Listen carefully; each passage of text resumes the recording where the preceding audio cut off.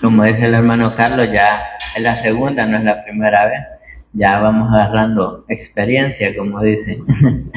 Entonces, ya los nervios ahí tienen que ir mermando, ¿no? Esa es la idea. En esta tarde-noche, el tema que traigo es acerca de el amor de un padre. Así lo he titulado yo. Pero por decirlo así, la cita donde vamos a estar hablando hoy es una muy conocida. Es acerca del hijo pródigo. Y si no recuerda dónde está, le invito a que busque Marcos capítulo 15, versículos del 11 al 32. Y me da un amén cuando lo tengo.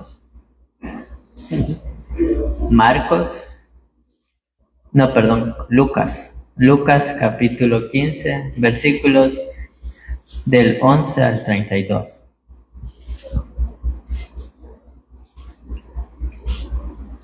Como les comentaba, el tema que yo he titulado es el amor de un padre.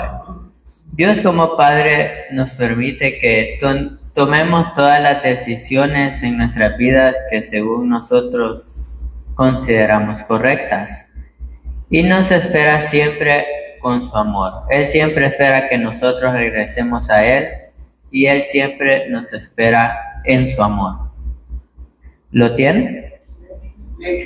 Vamos a empezar con la lectura y la palabra del Señor dice: parábola del hijo pródigo. También dijo: un hombre tenía 2 hijos, y el menor de ellos dijo a su padre: Padre, dame la parte de los bienes que me corresponden. Y les repartió los bienes. No muchos días después, juntándolo, todo el hijo menor se fue lejos a una provincia apartada, y de allí desperdició sus bienes, viviendo perdidamente. Y cuando todo lo hubo malgastado, vino una gran hambre en aquella provincia, y comenzó a faltarle.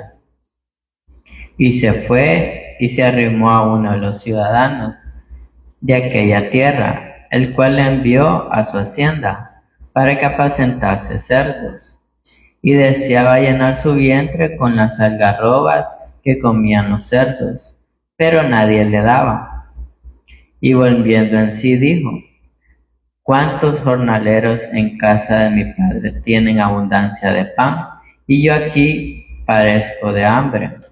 Me levantaré e iré a mi padre, y le diré: Padre, he pecado contra el cielo y contra ti. Ya no soy digno de ser llamado tu hijo. Hazme como a uno de tus jornaleros. Y levantándose vino a su padre. Y cuando aún estaba lejos, lo vio su padre. Y fue movido a misericordia. Y corrió y se echó sobre su cuello y le besó. Y el hijo le dijo: Padre, he pecado contra el cielo y contra ti, y ya no soy digno de ser llamado tu hijo. Pero el padre dijo a sus siervos: saquen el mejor vestido y vístanle, y ponle un anillo en su mano y calzado en sus pies, y traed el becerro gordo y matadlo, y comamos y hagamos fiesta, porque este es mi hijo, muerto era y ha revivido, se había perdido y es hallado. Y comenzaron a regocijarse. Y su hijo mayor estaba en el campo. Y cuando vino y llegó cerca de la casa, oyó la música y las danzas. Y llamando a uno de sus criados, le preguntó que qué era aquello. Y él le dijo: tu hermano ha venido, y tu padre ha hecho matar al becerro gordo, por haberle recibido bueno y sano. Entonces se enojó y no quería entrar. Salió por tanto su padre y le rogaba que entrase. Mas él respondiendo dijo al padre: he aquí, tantos años te sirvo, no habiéndote desobedecido jamás, y nunca me has dado ni un cabrito para gozarme con mis amigos. Pero cuando vino tu hijo, que ha consumido tus bienes con rameras, has hecho matar para él el becerro gordo. Él entonces le dijo: Hijo, tú siempre estás conmigo, y todas mis cosas son tuyas. Mas era necesario hacer fiesta y regocijarnos, porque tu hermano era muerto y ha revivido. Se había perdido y ha sido hallado. Entonces, así concluye la parábola, ¿verdad? Recordemos que en este libro el Señor habla a través de parábolas, en la mayoría de ellas. Y hay dos anteriores a esta, que vienen siempre teniendo el mismo significado, el mismo propósito. El primero de ellas es la oveja perdida y la otra es la moneda perdida. Recordemos también que el Señor estaba hablando con los publicanos y con los pecadores, y también estaban ahí siempre cerca de él los fariseos, siempre al tanto de todo lo que Jesús decía o hacía. Entonces, para ir entrando en materia, el versículo 11 dice: También dijo: un hombre tenía 2 hijos, y el menor de ellos dijo a su padre: Padre, dame la parte de los bienes que me corresponden. Y dice que le repartió sus bienes. Aquí vemos que en el comienzo de la historia, el hijo menor, porque dice la historia que él tiene 2 hijos, el hijo menor tomó una decisión. Quiso ser independiente, quiso tomar el control, podríamos decirlo, de su vida, como muchas veces nosotros consideramos que tenemos el control de nuestras vidas. Él le dice al padre: dame lo que me toca y ya yo veré cómo hago con eso. Podríamos también ponernos a pensar, la Biblia no lo dice, pero deduciéndonos, usando la imaginación, podríamos también pensar que este joven pudo haber estado escuchando historias de viajeros que pasaban por ahí, diciéndoles de otras provincias, a donde visitaban, los lugares, y todo eso quizás llenó de curiosidad y intriga al muchacho. Entonces, podríamos verlo desde ese punto de vista.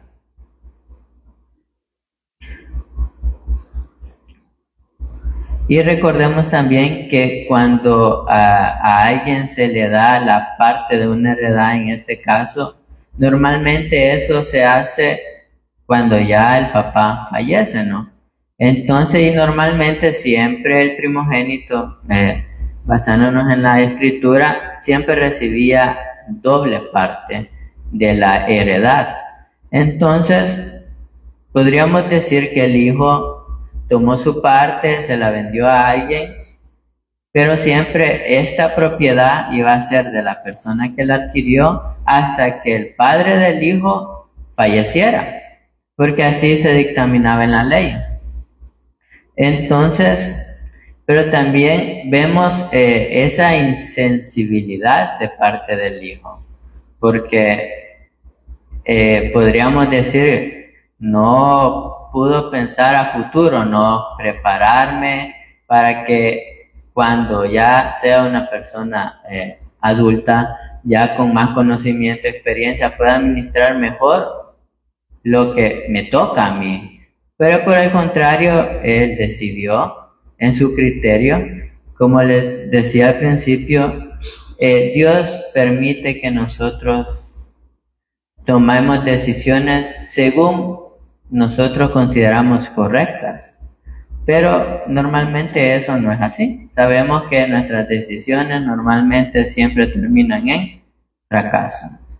tanto por no consultar a Dios, como por inexperiencia o por tomar decisiones apresuradas. Entonces, continuando, dice, no muchos días después, juntándolo todo, el hijo menor se fue lejos a una provincia apartada y ahí desperdició sus bienes viviendo perdidamente.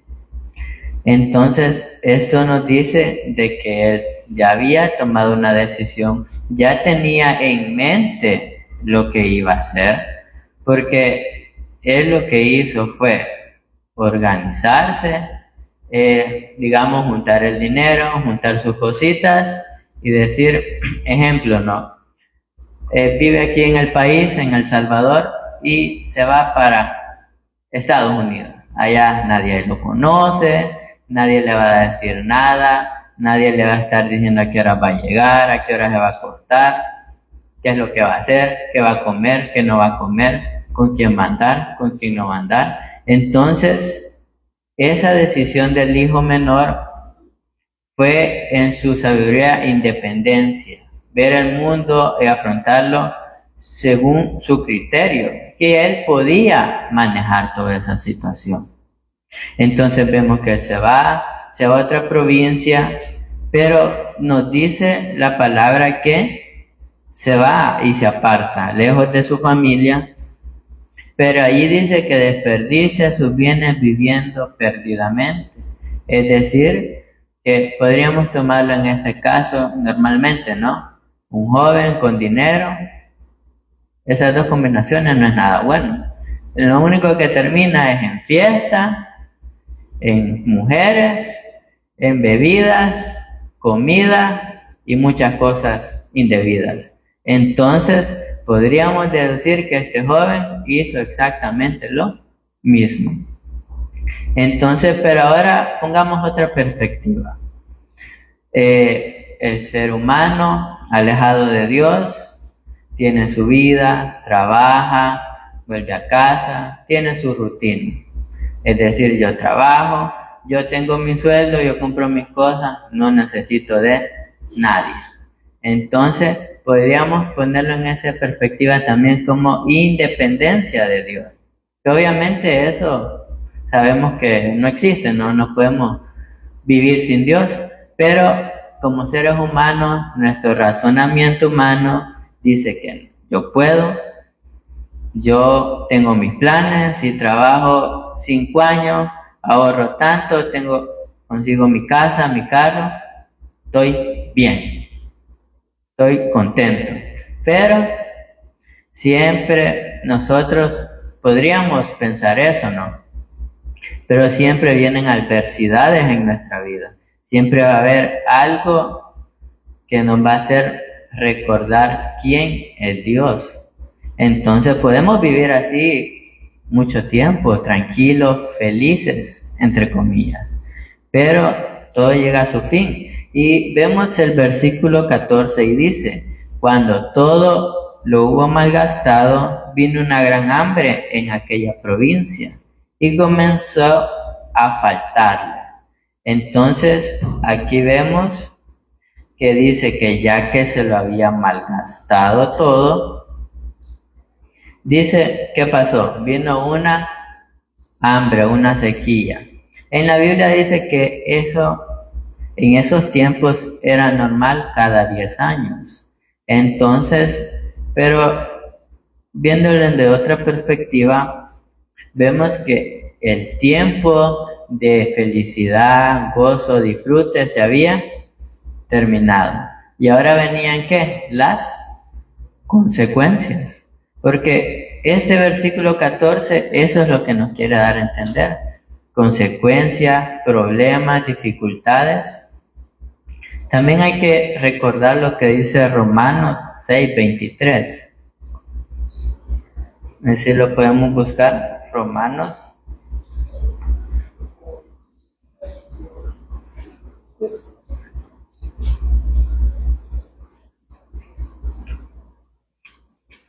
Romanos 6:23 dice, porque la paga del pecado es muerte, mas la dádiva de Dios es vida eterna Entonces, también tenemos el ejemplo también de Romanos 3:23, que dice, por cuanto todos pecaron, están destituidos de la gloria de Dios.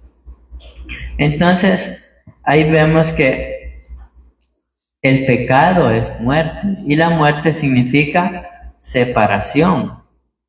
Entonces a este joven ya le había tocado los momentos difíciles, como decimos, las consecuencias de su vida desenfrenada por no haber administrado bien su herencia y por haber creído vivir una vida según él conveniente y según su criterio de la mejor manera.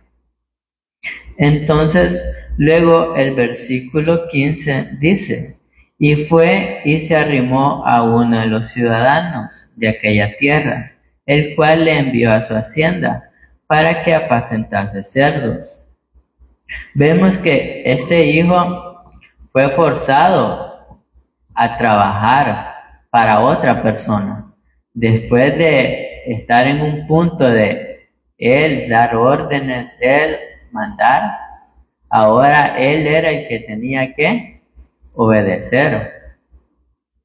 También hay que recordar que para los judíos eso era algo denigrante, el trabajar cuidando cerdos. ¿Por qué? Porque acuérdense que los cerdos para los judíos es algo inmundo. Entonces era algo que ningún judío en su sano juicio, como podríamos decirlo, haría. Entonces, pero vemos que la situación tan difícil que se vivía en la provincia y la mala administración de él lo llevó a eso, lo llevó a la dificultad de trabajar para alguien más, de someterse a un trabajo. Y podríamos decir que hasta maltratado, porque no creo que lo hayan tratado bien y le hayan pagado bien tampoco. Pero nadie le daba. Es decir, que aunque trabajaba cuidando a los cerdos, alimentándolos, lo que ganaba no era suficiente para sostenerse económicamente. Entonces, esta es una situación crítica, delicada, en la cual él deseaba comerse la comida de los cerdos. Así también podríamos decir que el ser humano también llega a ese punto, ¿no? De tomar malas decisiones, vivir su vida independiente de Dios, pero ya cuando vienen las enfermedades, vienen los problemas, ya sea en trabajo, familia, dificultades económicas, ahí creo que ahí sí todos corren a la presencia de Dios. Ahí sí se acuerdan que hay un Dios que es amoroso, que está ahí sí existe Dios. Pero cuando están viviendo su vida cómoda, haciendo lo que les apetece, lo que desean, sin pensar, ¿no?, en las consecuencias que eso puede traer, ahí sí no reflexiona. Pero vemos que este joven sí reflexionó. En el versículo 17 dice, y volviendo en sí, dijo,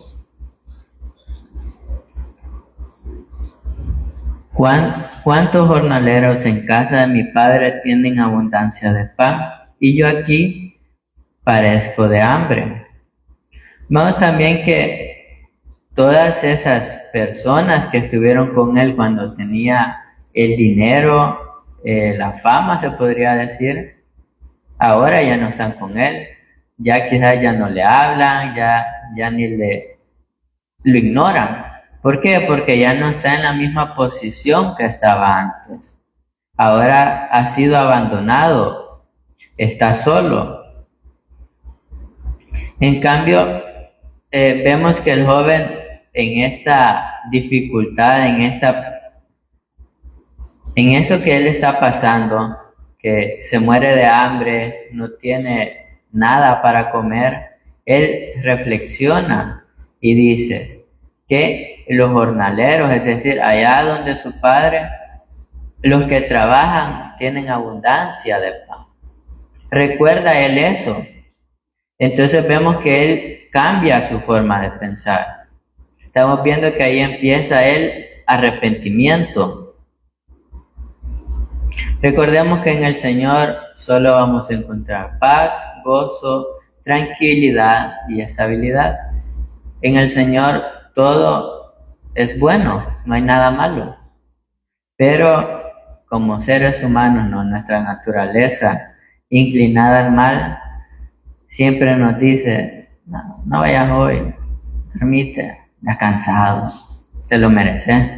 Estaba trabajando todo el día, a las meras 12, te mereces descansar, no vayas hoy. Pero a veces nos dicen, ya, hay un cumpleaños en Metro, en la pizza, a las 4, va a haber pastel, pizza, de todo, y después nos vamos para la playa. ¿Quién iría? Nos vamos. Entonces, esas situaciones, ¿no? Que se miran agradables, alegres, que nos podrían hacer feliz, sí, nos pueden hacer feliz, pero es momentáneo, es una felicidad instantánea. En cambio, el gozo que el Señor nos da, eso es eterno, eso siempre va a estar con nosotros. Entonces, pero lamentablemente, como les digo, como seres pecadores, ¿no? Siempre estamos inclinados al mal, a hacer lo malo. Entonces, el versículo 18 dice, me levantaré y iré a mi padre y le diré, Padre, he pecado contra el cielo y contra ti. Aquí vemos que, el joven ya tomó una decisión, ya reflexionó y ahora quiere ¿qué? Volver a donde su padre, volver a donde estaba antes. Entonces, esta situación lo ha hecho reflexionar, lo ha hecho buscar nuevamente a su padre. Buscar, en este caso sería buscar de Dios, ser conscientes. Acuérdense que como pecadores, para ser salvos, primeramente hay que ser conscientes, ¿no? Gracias. Un poquito sediento. Como les decía, hay que ser conscientes primeramente de que somos pecadores y que necesitamos un Salvador. Porque el arrepentimiento, el cambiar de forma de pensar es eso. Ser conscientes de que somos pecadores, que hemos fallado y que necesitamos un Salvador. Entonces el joven tomó esa decisión, reflexionó y llegó a esa conclusión. Y ya tenía preparado lo que iba a decir, lo que le iba a decir a su padre, que se sentía arrepentido y que sabía que había pecado contra Dios y contra él. Vemos el versículo 19, que dice, ya no soy digno de ser llamado tu hijo, y hazme como uno de tus jornaleros. Vemos que el joven también tenía pensado decirle, que él ya no iba a ser su hijo. Él iba a decir que por lo que él había hecho, no se merecía ser su hijo y que lo contratara como un trabajador más. Porque recordemos que en esos tiempos habían tres trabajadores distintos. Los esclavos, los que se compraban, ¿no? Con dinero, las personas que pagaban alguna deuda por un tiempo trabajando para otras, y los que trabajaban por dinero, los trabajadores porque les pagaban un denario al día. Entonces él quería ser como esas personas, que el padre le pagara por lo menos un denario al día por su trabajo. Él no se sentía merecedor de ser hijo de él. Entonces vemos el arrepentimiento que tiene el joven. Y después de esta reflexión que tuvo en estos 3 versículos anteriores, porque recordemos que esto es todo lo que él está pensando que le va a decir a su padre cuando él llegue allá de nuevo a la hacienda. Entonces dice el 20, levantándose vino a su padre, y cuando aún estaba lejos le vio su padre, y fue conmovido a misericordia, y corrió y se echó sobre su cuello y le besó. Entonces vemos aquí que se hace más corto, no dice el viaje, solo dice que él ya está cerca donde su padre, el padre lo ve y dice que sale a regañarlo, a ver cómo viene de maltratado, cómo viene, si viene gordito, delgado, que le han hecho, no, ¿verdad? Vemos que él directamente va, lo abraza y lo besa. Entonces, él no tiene ninguna represalia sobre él, a pesar de lo que él hizo allá en la otra provincia. Entonces, el padre, lleno de amor, va y lo abraza y lo consuela. Entonces, asimismo, Dios nos perdona y lleno de misericordia está siempre para recibirnos a todo aquel que quiera ser salvo. Como les digo, hay que primeramente ser conscientes de que somos pecadores para saber que hemos fallado y que necesitamos un Salvador. Recordemos que el acto más grande de amor de Dios sobre nosotros es que mandó a su Hijo Jesús a morir en nuestro lugar. Murió por todos nuestros pecados, fue sepultado y resucitó al tercer día conforme a las Escrituras. Eso es lo que hay que creer para ser salvo. Y con ello recibimos que la vida eterna, recibimos el perdón de Dios, recibimos también consolación, recibimos su amor, Él nos transforma, nos renueva, nos da paz, muchas cosas que Dios nos da al momento de poner la fe sola en Cristo Jesús. Y vemos que más adelante también esta señal que en la parábola dice que el padre lo abraza y le besa el cuello, es sinónimo de reconciliación, de perdón. Entonces vemos que asimismo, como les decía, Dios nos perdona cuando nosotros le hemos fallado, hemos tenido toda una vida llena de pecados, ya sean grandes, pequeños, una vida desenfrenada, desordenada. Dios siempre va a estar ahí con los brazos abiertos, como un Padre lleno de amor para recibirnos. No nos va a regañar, mira, que hiciste esto, ¿por qué te portaste así? Al contrario, Él está ahí siempre para nosotros. Entonces, vemos también que el 21 dice, y el hijo le dijo, Padre, he pecado contra el cielo y contra ti, y no soy digno de ser llamado tu hijo. Pero el padre le dijo a sus siervos, saquen el mejor vestido y vístanle, y poned un anillo en su mano y calzado en sus pies, y traed el becerro gordo y matadlo, y comamos y hagamos fiesta, Aquí vemos que el padre, cuando recibió al hijo, no le dio tiempo ni de que el hijo hablara. Vemos que ya en el 21 él le dice todo lo que él ya había propuesto, ¿no? Decirle al padre. Entonces, pero el padre no lo regaña y no le dice nada. Al contrario, manda a llamar a los siervos y lo manda a vestir.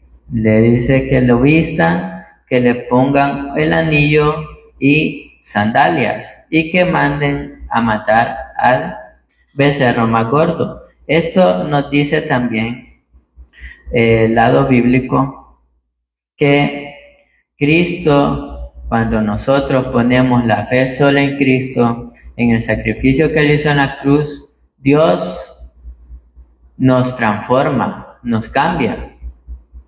Entonces nos pasamos de ser hijos de Satanás a ser hijos de Dios. Entonces ya somos personas distintas, creería yo, ¿no?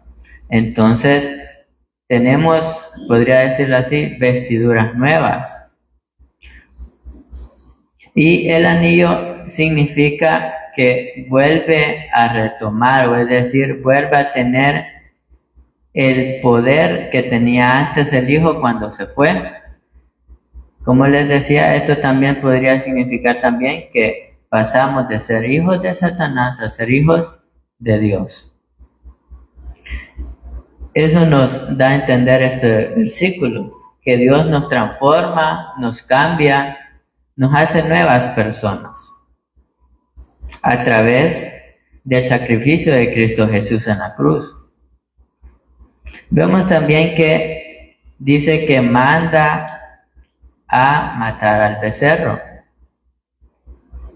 Y eso nos dice que hay fiesta. Y es decir, que cuando un incrédulo pone la fe solo en Cristo, dice la palabra que en el cielo hay fiesta. Y todos están alegres. Entonces, así mismo como en la parábola hacen una fiesta cuando el hijo regresa, así mismo en el cielo hay fiesta cuando un inconverso es salvado. Pero vamos a ver también una contraparte, porque dice que el 24 dice, porque este es mi hijo muerto era y ha revivido, se había perdido y es hallado, y comenzaron a regocijarse. Eso nos dice también que nosotros en algún tiempo estuvimos ¿qué? Muertos, perdidos, pero ahora hemos resucitado y ¿qué más? Hemos sido hallados, así como la oveja perdida, ¿no? Dice el Señor que deja las 99 y va por la que se le ha perdido. Entonces, eso nos da a entender que somos nuevas personas. Ahora somos hijos de Dios. Hay o tiene que haber un cambio en nuestra vida. Porque ahora ya somos hijos de Dios. Y el 25 dice, y su hijo mayor estaba en el campo, y cuando vino y llegó cerca de la casa, oyó la música y las danzas. Y llamando a uno de los criados le preguntó qué era aquello. Él le dijo, tu hermano ha venido, y tu padre ha hecho matar el becerro gordo, por haberle recibido bueno y sano. Entonces se enojó y no quería entrar. Salió por tanto su padre y le rogaba que entrase. Vemos aquí que el hijo mayor estaba enojado, estaba molesto, porque había regresado su hijo. No tanto porque había regresado su hermano, sino por la actitud del padre para con el hijo. Entonces, hay que recordar que este hijo mayor representa la conducta legalista de los fariseos. el comportamiento que ellos tenían. Vamos a ver ahorita cómo ellos se comportan. Dice el 29, mas él respondiendo dijo al padre, he aquí, tantos años te sirvo, no habiéndote desobedecido jamás, y nunca me has dado ni un cabrito para gozarme con mis amigos. Pero cuando vino tu hijo, que ha consumido tus bienes con rameras, has hecho matar para él el becerro gordo. Aquí vemos, como les decía, la actitud del hermano mayor, es decir, cómo en ese tiempo actuaban los fariseos, con esa arrogancia, altivez, de que porque ellos eran maestros, según ellos hacían lo justo, eran piadosos, hacían todo bien, según ellos merecían la salvación, porque estamos hablando de eso, de la salvación. El contexto de la parábola es de eso, de la salvación. Entonces, aquí como dice él, el hermano mayor, mas él respondiendo dijo al padre, he aquí tantos años te sirvo, no habiéndote desobedecido jamás, y nunca me has dado ni un cabrito para gozarme con mis amigos. Podemos decir que era la actitud que tenían los fariseos. Ellos se consideraban personas sin pecado, que hacían lo correcto, que ayunaban, oraban muchas veces al día, andaban con sus vestiduras. Según ellos era lo correcto y era lo que todos debían de hacer según ellos.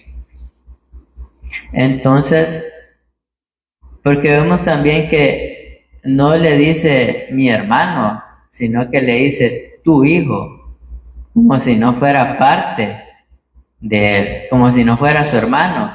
Entonces, asimismo, los fariseos miraban al pueblo como alguien aparte. Ellos no los miraban como iguales. Los fariseos los miraban con ojos de altivez, porque según ellos eran perfectos a su razonamiento, ¿no? Humano. Entonces, pero en el 31 dice, él entonces le dijo, hijo, tú siempre has estado conmigo y todas mis cosas son tuyas, mas era necesario hacer fiesta y regocijarnos, porque tu hermano era muerto y ha revivido, se había perdido y es hallado. Vemos que el padre le recuerda, ¿no? Le dice el porqué de la fiesta, del regocijo. Está contento de que su hijo ha vuelto. Es decir, está contento, en este caso Dios, porque un inconverso se ha salvado. Pero hay personas que no lo ven así. Al contrario, se molestan. Dicen, no, que vos como eras, vos no eras así, vos hacías aquello, vos hacías esto conmigo allá. Entonces, ponen excusas, ¿no? O lo señalan a uno por lo que hace. Entonces, también en el versículo dice que los fariseos y los escribas murmuraban diciendo, a los pecadores recibe y con ellos come. Eso también resalta la molestia, ¿no? El malestar que ellos tenían en ese tiempo con Jesús por lo que él hacía. Pero sabemos que Jesucristo mismo dijo que él vino por los enfermos, por los que necesitan sanidad, no por los sanos. Entonces, ellos le reprochaban a Jesús todo lo que él hacía por los publicanos y los pecadores, porque habían muchas personas en este círculo de que ante la sociedad eran mal vistas, porque algunos también eran cobradores de impuestos y la población pues no les tenía mucho precio a ellos. Entonces Eso y otros factores hacían que los fariseos vieran de mal a Jesús. Pero Jesús en ese tiempo se los dijo de 3 maneras distintas. Se lo dijo a través de la parábola de la oveja perdida, de la moneda perdida y por último, ya más directo, se lo dice con lo del hijo pródigo y ya los menciona a ellos, ya al final no como el hermano mayor que está en contra de todo lo que Dios hace por los inconversos. Entonces hay que recalcarnos y saber que primeramente para ser salvos, a pesar de lo que somos, Dios en su infinito amor y misericordia y de un plan perfecto para todo y cada uno de nosotros, que es que mandó al Señor Jesucristo a morir en la cruz del Calvario por nosotros. Fue sepultado y resucitó al tercer día conforme a las Escrituras, por nuestra salvación. Lo hizo por amor a nosotros. Y nosotros lo único que tenemos que hacer es poner la fe sola en Cristo Jesús. Solamente eso. No necesitamos estar viniendo todos los días a la iglesia. No es que sea malo, sino que para la salvación no aplica ni bautizarse, ni leer toda la Biblia completa. No son requisitos de salvación. Todo eso se hace en forma de agradecimiento, porque ya somos salvos. Ya es una actitud de gratitud que es diferente. Entonces son cosas que no tenemos que confundir. No podemos confundir obras para salvación. Tenemos que ser muy claros y específicos en eso, y hay que recordarlo siempre. Entonces, esta ha sido mi exposición el día de hoy. Espero hayan podido entenderme y comprenderme, ¿no? Y que algo nos podamos llevar en esta noche de la palabra de Dios. Así que en esta noche oremos. Padre buen Dios que estás en los cielos, te agradecemos por todo y cada uno